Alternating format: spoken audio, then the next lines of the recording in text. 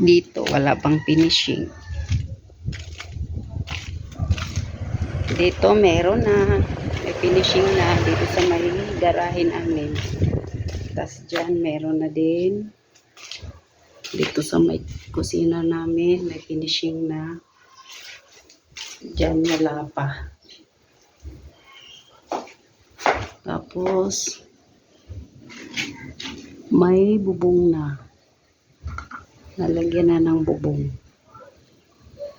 Ayan.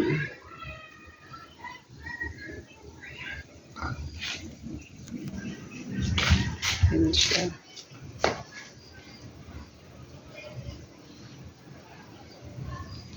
Pang 7 days nilang gawa. Ayan yung gawa nila ngayon. Natapos nila ngayon.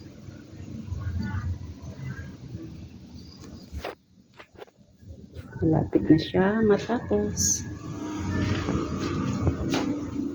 Yan. Yan yung garahe namin. Ang lawak, ang laki.